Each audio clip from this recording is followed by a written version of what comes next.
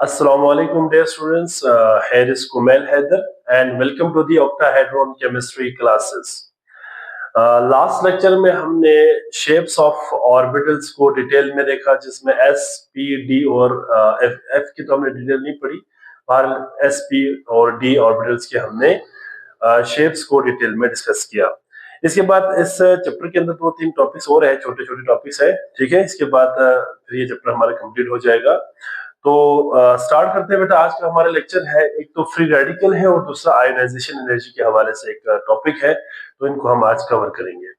सो पहला टॉपिक हम यहाँ पे डिस्कस करने जा रहे हैं, that is known as, first topic है बेटा which is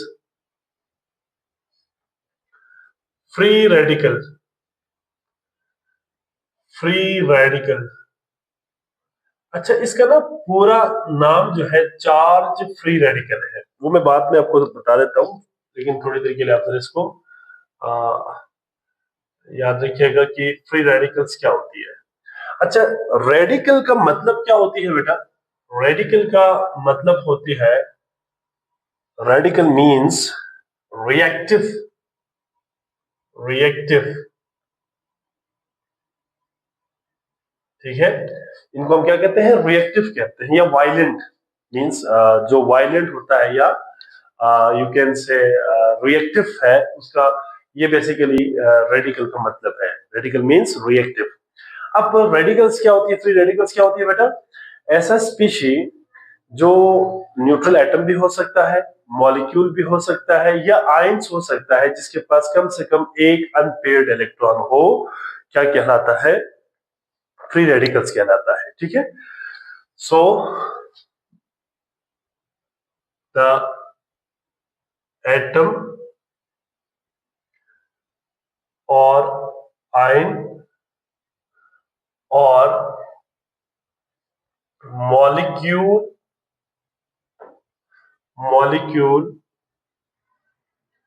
which contain at least one unpaired electron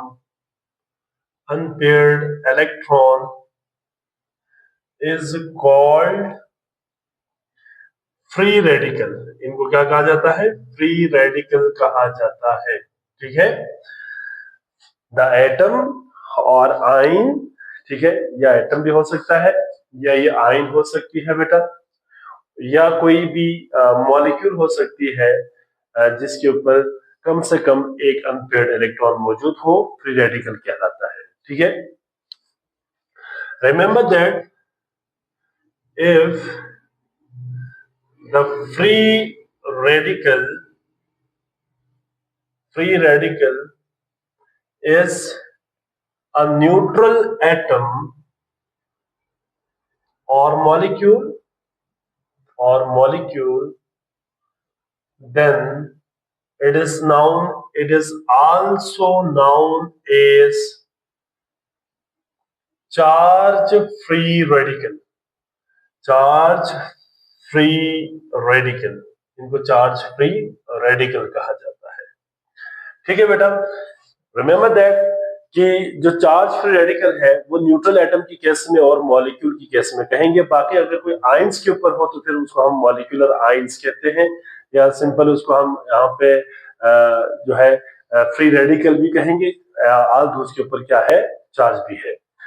इसके बाद याद रखिएगा बेटा, free radicals are short lived होती है।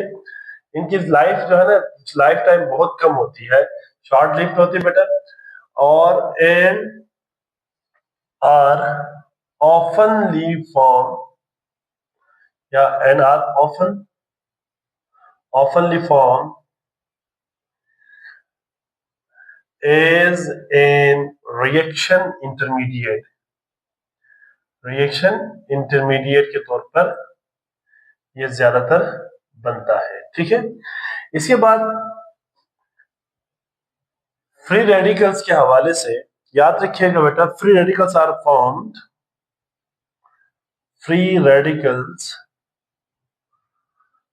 Are formed as a result of homolytic bond fission या homolytic bond cleavage। Homolytic bond fission के नतीजे में ये बनता है, ठीक है, फ्री रेडिकल्स, या सिंपल इसको होमोलिटिक बॉन्ड क्लीवेज भी कहते हैं। इट इज रिप्रेजेंटेड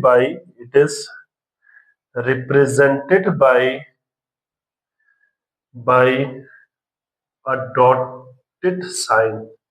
इसको हम डॉटेड साइन के साथ शो करते हैं, ठीक है। एक एग्जांपल हम यहाँ पे कोट करते हैं बेटा, इसको मजीद डिटेल में हम ऑर्गेनिक केमिस्ट्री के अंदर भी पढ़ेंगे।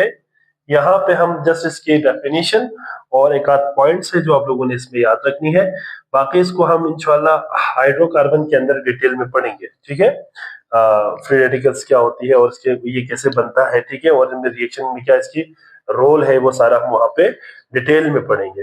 अच्छा, एग्जाम्पल एक है बेटा, for example we have a molecule like bromine, Br single bond and Br, ठीक है।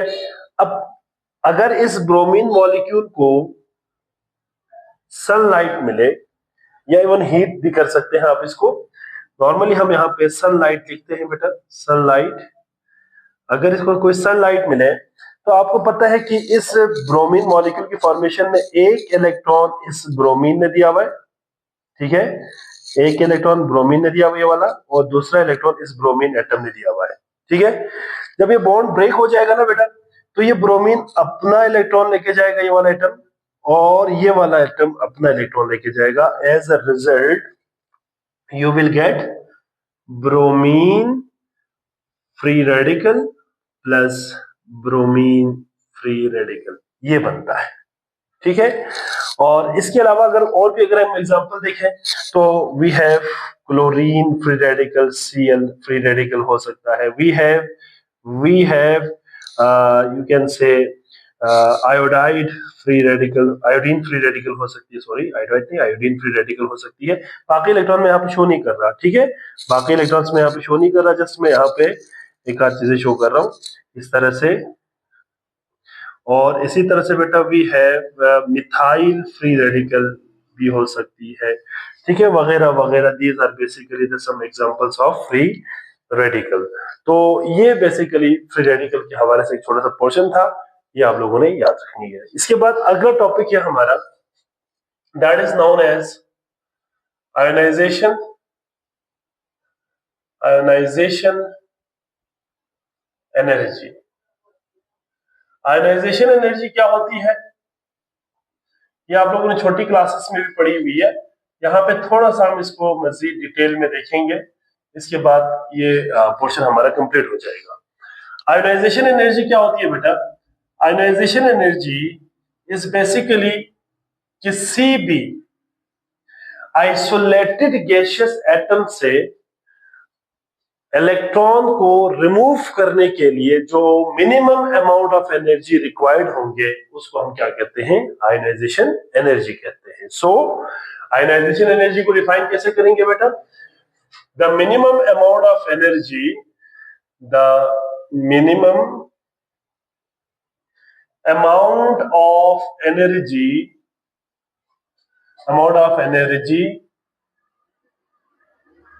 required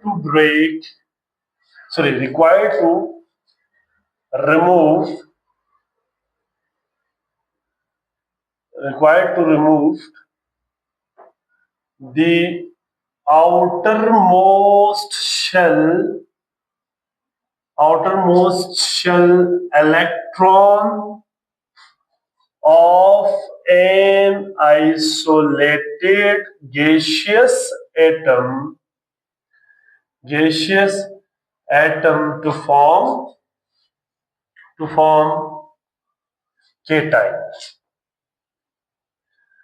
is called आयोनाइजेशन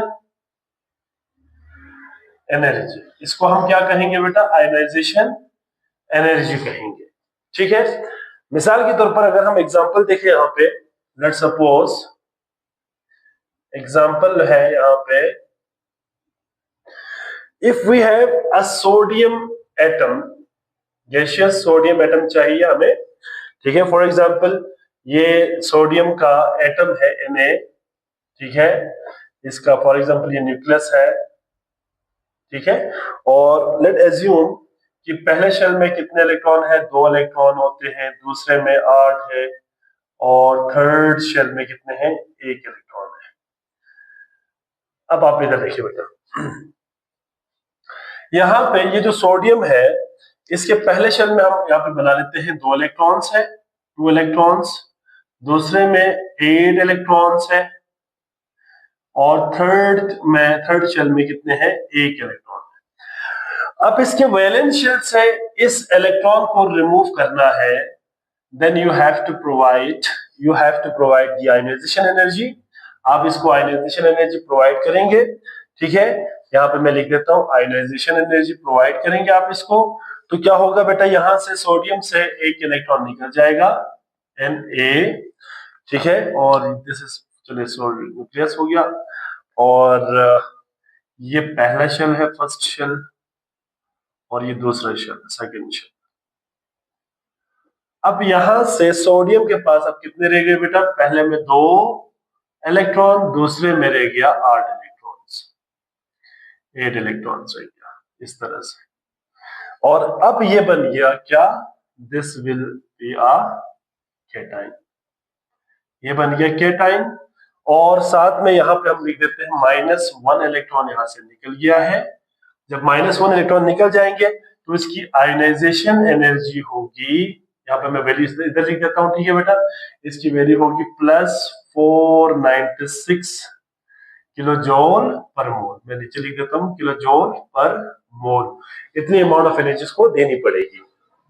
तो हम यहाँ पे कह सकते हैं कि सोडियम जो है Na गैसियस एटम को अगर आपने कन्वर्ट करना है Na गैसियस आयन में, ठीक है, then you have to provide, यहाँ पे अगर 1 इलेक्ट्रॉन साथ में ये लॉस कर रहा है, then you have to provide the ionization energy that is equals to +496 kilojoule पर मोल, ठीक है। ये आप लोगों ने यहाँ तक, इसके अलावा मैग्नीशियम की भी है, लेकिन वो मैं आपको लास्ट में इसकी एग्जांपल भी दे दूंगा, ठीक है। और यहाँ पे आपने याद रखनी है कि ये जो मिनिमम अमाउंट ऑफ एनर्जी है उसको हम क्या कहेंगे, जो रिक्वायर्ड होगी आउटर मोस्ट शेल के इलेक्ट्रॉन को रिमूव करने के लिए, उसको हम क्या कहते हैं, आयनाइजेशन एनर्जी। अब यहाँ पे ना वर्ड मैंने लिखा है आइसोलेटेड क्यों है, मतलब आइसोलेटेड एटम का क्या मतलब है, यहाँ पे आइसोलेटेड एटम का मतलब है, फॉर एग्जांपल ना बेटा, अगर हम किसी एलिमेंट की बात करते हैं ना, तो उन एलिमेंट्स में क्या होता है, सोडियम, फॉर एग्जांपल सोडियम के एलिमेंट है, तो सोडियम के एलिमेंट में बहुत सारे सोडियम के एटम्स इस तरह से एक दूसरे के साथ क्लोजली पैक्ड होती है, बहुत ज्यादा क्लोजली पैक्ड होती है। This is basically you can से एलिमेंट, ये एलिमेंट है सोडियम का, फॉर एग्जांपल क्या है, ये एलिमेंट है। अगर हम इसमें से कोई एक एटम बाहर निकाले ना, एक एटम अलग कर दे, for example this is the sodium atom, इसको हम क्या कहेंगे, this is known as Na atom. अब आप जरा पॉइंट को जरा गौर से देखें, तो ये एक अलग एटम है ना, इसीलिए इसको हम क्या कहते हैं, आइसोलेटेड गैसियस एटम कहेंगे इसको। अब आइसोलेटेड गैसियस एटम की क्यों जरूरत पड़ेगी, अब आप देखिए, अगर आप एलिमेंट्स निकालेंगे ना, यहां से निकालने की कोशिश करेंगे इलेक्ट्रॉन, तो जाहिर बात है इस एटम के, सोडियम एलिमेंट के अंदर एटम्स आपस में क्लोजली पैक्ड है, तो जो एनर्जी आप प्रोवाइड कर रहे होंगे वो एनर्जी यूटिलाइज होगा इनके आपस में मौजूद स्ट्रॉन्ग मेटालिक बॉन्ड को तोड़ने में। जब स्ट्रॉन्ग मेटालिक बॉन्ड को तोड़ने में एनर्जी इस्तेमाल हो जाएंगे, फिर इलेक्ट्रॉन को बाहर निकालेंगे, तो हमें एक्यूरेट आयोनाइजेशन एनर्जी नहीं मिलेगी। इसलिए हमें इस एटम को आइसोलेटेड फॉर्म में लेना जरूरी होगा, ठीक है। इसलिए यहाँ पे आइसोलेटेड गैसियस एटम को इस्तेमाल किया गया है, ठीक है। आई होप सो कि आप तमाम बच्चों को ये पॉइंट समझ आ गए होंगे, इसमें कोई प्रॉब्लम नहीं होगा, करेंगे, ठीक है। इसमें मेरे ख्याल में कोई प्रॉब्लम किसी को नहीं होगा, अगर है तो आप कमेंट बॉक्स में लाजमी अपना क्वेश्चन कर लीजिएगा, ठीक है। अच्छा, इसके बाद कुछ फैक्टर्स हैं जो आयोनाइजेशन एनर्जी के ऊपर इफेक्ट होती है। फैक्टर्स affecting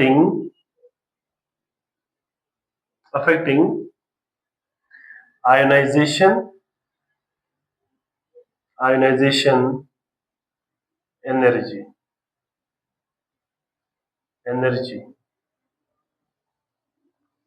कुछ फैक्टर्स है उनको मैं शॉर्टली यहाँ पे मेंशन करूंगा, क्योंकि आपने ये चीजें 9 ग्रेड में भी डिटेल में पढ़ी हुई है, तो मैं दोबारा इसको यहाँ पे डिस्कस नहीं करूंगा। आपने जस्ट यहाँ पे कुछ रिलेशन को याद रख लीजिएगा, आसानी होगी। पहला हम यहाँ पे फैक्टर देखेंगे बेटा, that is known as atomic size.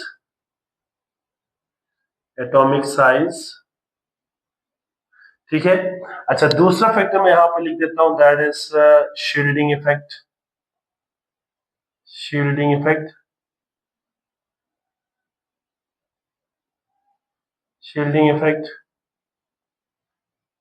और तीसरा हम यहाँ पे लिखते हैं, दैट इज न्यूक्लियर चार्ज या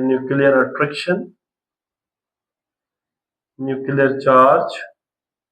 और फोर्थ वन हम यहाँ पे लिखते हैं नेचर ऑफ ऑर्बिटल। ठीक है, इस तरह से।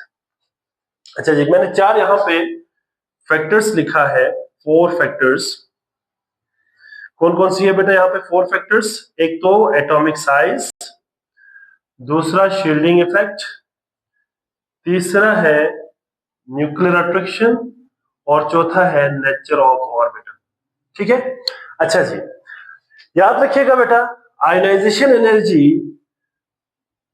इनवर्सली रिलेशन होता है किसके साथ? एटॉमिक साइज के साथ। एटॉमिक साइज, जितना ज्यादा एटम का साइज बड़ा होता जाएगा ना बेटा, आयोनाइजेशन एनर्जी कम होती जाएगी। ये रिलेशन आपने याद रखनी है।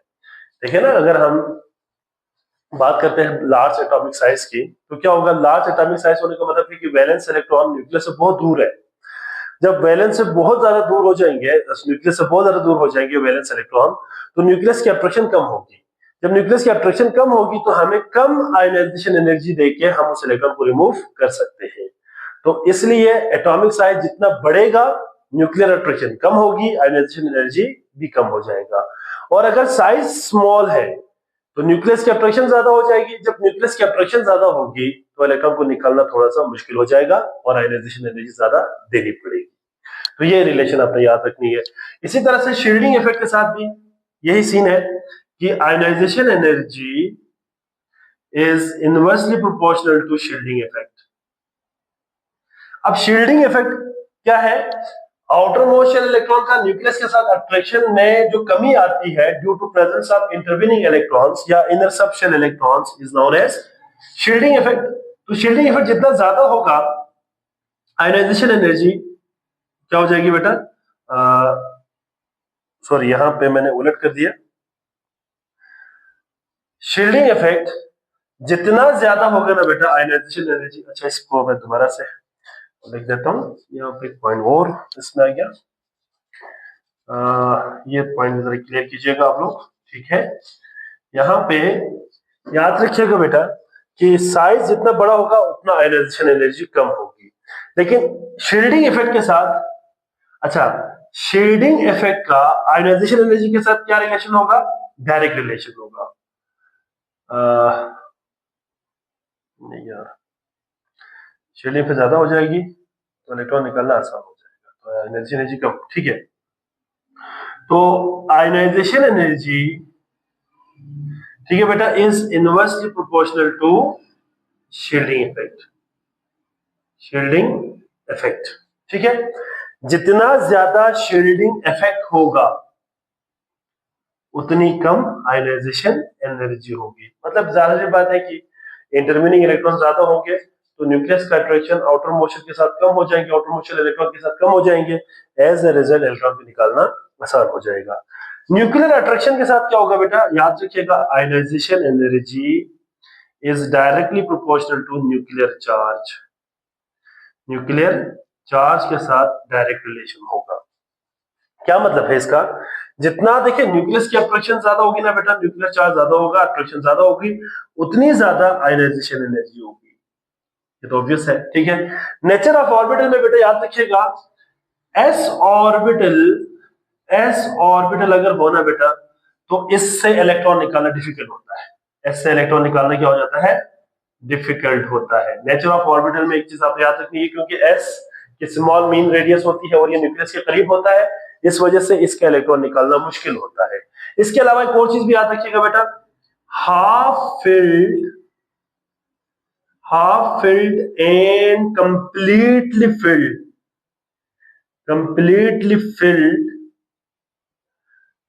ऑर्बिटल्स जो है ना, ऑर्बिटल की आयनाइजेशन एनर्जी क्या होगी बेटा, इनकी आयनाइजेशन एनर्जी हाई होगी।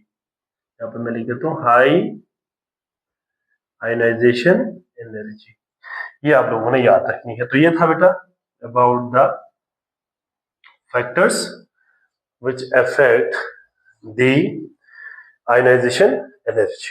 इसके बाद आता है बेटा इसका ट्रेंड, ट्रेंड्स आता है इसमें, trends in periodic table, trends in periodic table, बड़ा सिंपल सा है, फैक्टर्स हमने अभी पढ़ लिया। तो पीरियोडिक टेबल के अंदर इसकी ट्रेंड क्या होगा आयनाइजेशन एनर्जी की, तो ये भी आप लोगों ने याद रखनी है, ग्रुप में क्या होगा और पीरियड में क्या होगा। हम सबसे पहले देखते हैं trends in group, trends in group. अगर हम ग्रुप में देखें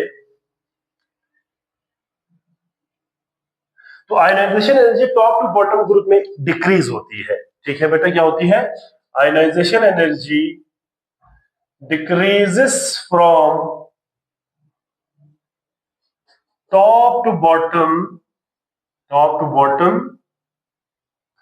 इन group, top to bottom in group, ठीक है। रीजन क्या होगा बेटा इसका, मैंने अभी आपको फैक्टर्स बताया हुआ, इसी को मैं यहां पर मेंशन कर देता हूं। रीजन क्या होगी बेटा इसमें, रिमेंबर दैट अगर हम टॉप टू बॉटम आते हैं ना, टॉप टू बॉटम अगर हम ग्रुप में मूव करते हैं तो पहली बात एटॉमिक साइज क्या हो जाएगा, एटॉमिक साइज इंक्रीज हो जाती है। एटॉमिक साइज इंक्रीज होने की वजह से शील्डिंग इफेक्ट भी बढ़ेगा, ठीक है बेटा, इंक्रीज हो जाएगा क्या, shielding effect, shielding effect.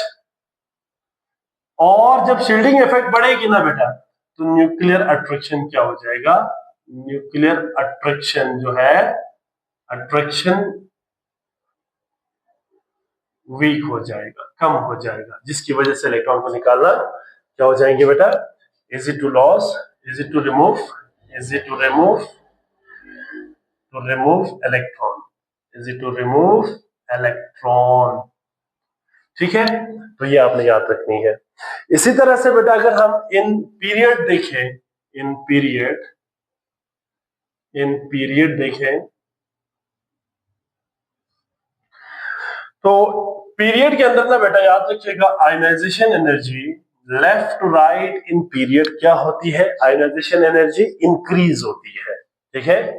Ionization energy increases from left to right in period. Period के अंदर लेफ्ट टू राइट क्या होती है बेटा, इंक्रीज होती है। रीजन क्या होगा बेटा इसमें, रीजन होगा बेटा इसका बड़ा सिंपल सा रीजन है, दैट इज एटॉमिक साइज क्या हो जाएगी, एटॉमिक साइज डिक्रीज हो जाएगा, है ना, एटॉमिक साइज डिक्रीज होती है। दूसरा पॉइंट क्या होगा बेटा, शील्डिंग इफेक्ट तो कांस्टेंट रहेगा, शील्डिंग इफेक्ट क्या रहेगी, कांस्टेंट रहेगी, ठीक है। और तीसरी पॉइंट जो बड़ा इंपॉर्टेंट है, न्यूक्लियर अट्रैक्शन क्या हो जाएगी, न्यूक्लियर अट्रैक्शन इंक्रीज हो जाएगा, इंक्रीज हो जाएगा। इस वजह से क्या हो जाएगी बेटा, difficult to lose, difficult to remove electron. इसलिए ionisation energy left to right period के अंदर क्या होती है बेटा, इंक्रीज होती है, टॉप टू बॉटम ग्रुप में डिक्रीज होती है। एक एक्सेप्शन है पीरियड के अंदर, इसको आप लोगों ने याद रखनी है, एक्सेप्शन है इसको मैं यहाँ पे, ये सवाल भी आ सकता है बेटा पेपर में, इस एक्सेप्शन को मैं ऐसा लिखता हूं कि देखें, ionization energy of ionization energy of magnesium Mg और ionization energy of aluminium Al, ठीक है। सिमिलरली यहां पे मैं लिखता हूं ionization energy of sulphur and ionization energy of phosphorus. इसमें अगर आप जरा देखें ना बेटा, तो आयनाइजेशन एनर्जी ऑफ मैग्नीशियम जो है वो एल्युमिनियम से ज्यादा होगा, और फास्फोरस की आयनाइजेशन एनर्जी सल्फर से क्या होती है, ज्यादा होती है। अब आप देखें आयनाइजेशन एनर्जी ऑफ मैग्नीशियम क्यों जो है एल्युमिनियम से ज्यादा होती है, ऑल दो लेफ्ट टू राइट अगर आप देखें तो एल्युमिनियम मैग्नीशियम के बाद आता है और फास्फोरस जो है सल्फर के बाद आता है।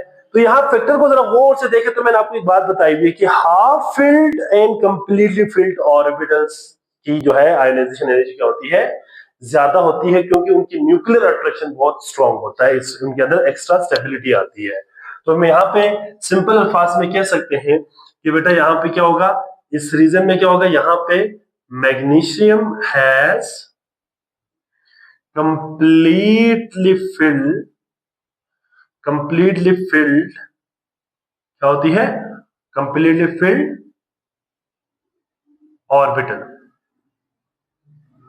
ऑर्बिटल, ठीक है। और जबकि यहां पे क्या होगा बेटा, phosphorus has half filled orbital. अगर हम इनके इलेक्ट्रॉनिक कॉन्फ़िगरेशन को भी देखें यहाँ पे, तो यहाँ पे क्या होगा बेटा, यहाँ पे क्या होगा, अगर हम की इलेक्ट्रॉनिक कॉन्फ़िगरेशन देखें, मैग्नीशियम की Mg एटॉमिक नंबर 12 होती है, एल्युमिनियम का देखिए Al एटॉमिक नंबर 13 होती है बेटा।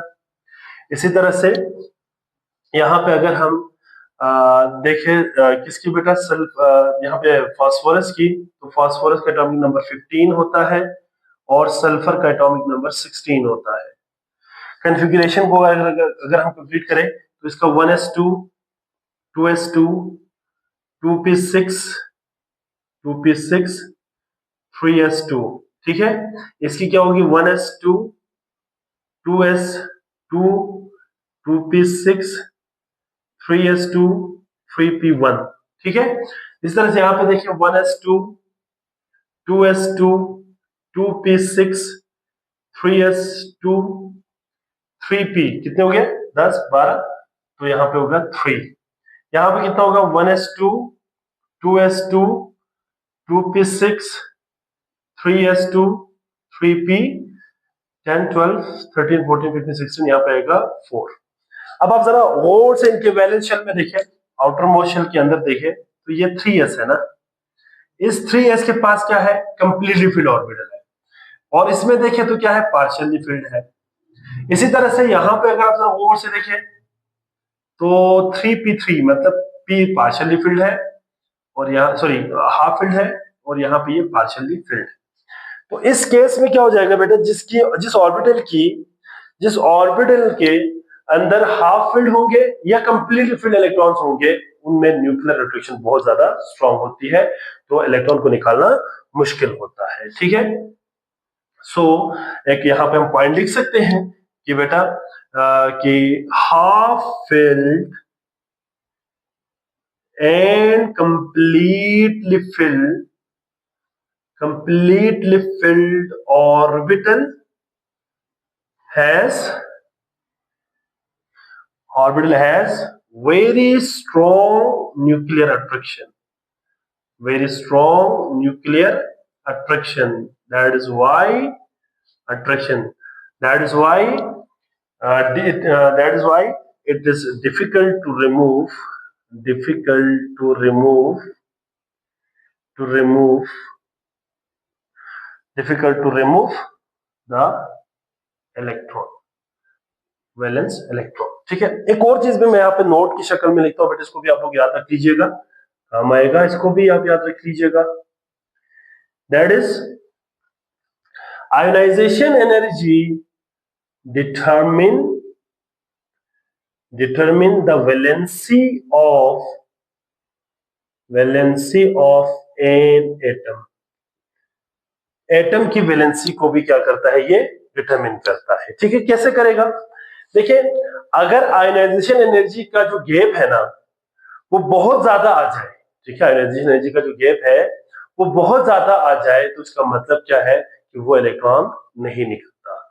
इसका मतलब है कि first ionization energy, second ionization energy और बाकी जो थर्ड है उनको कंपेयर करके हम देख सकते हैं कि बहुत ज्यादा अगर आयनाइजेशन एनर्जी में डिफरेंस आ रही है तो इसका मतलब वो वाला इलेक्ट्रॉन लॉस नहीं होगा। इसका मतलब वो electron inner inner section electrons निकल रहे हैं, तो वो वाला कभी भी उसमें नहीं आएगा। तो जो आउटर मोस्ट शेल के इलेक्ट्रॉन्स होंगे सिर्फ वही जो है कंपेरेबल आयनाइजेशन एनर्जी शो करती है। तो इस तरह से हम इसके आयनाइजेशन एनर्जी के जरिए हम वैलेंसी ऑफ एटम को भी फाइंड आउट कर सकते हैं, एज वेल एज हम ग्रुप ऑफ एटम्स के ग्रुप को भी फाइंड कर सकते हैं, एलिमेंट्स के ग्रुप को भी, वो किस ग्रुप से बिलोंग करती है वो भी हम फाइंड आउट कर सकते हैं। जैसे कि मैग्नीशियम की केस में अगर आप देखें तो वैलेंसी में 2 इलेक्ट्रॉन है ना, ये दोनों रिमूव हो सकता है।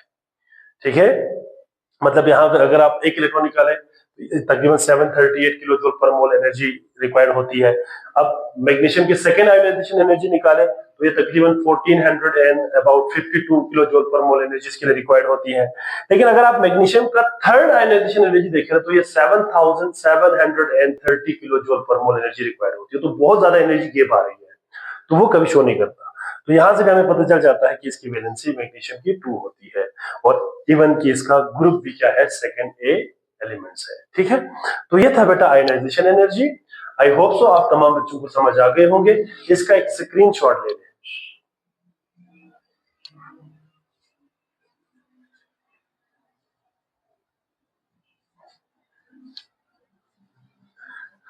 अच्छा जी, चले, ये था बेटा आज का हमारा लेक्चर। आई होप सो आप तमाम बच्चों को समझ आ गए होंगे। अगर किसी बच्चे का कोई सवाल है ना बेटा तो आप अपने कमेंट बॉक्स में क्वेश्चन ड्रॉप कर ले, इंशाल्लाह वहां पे मैं आपको आंसर करूंगा। बाकी हम यहाँ पे लेक्चर को स्टॉप करते हैं। अपना बहुत सारा ख्याल रखिएगा। अल्लाह हाफिज।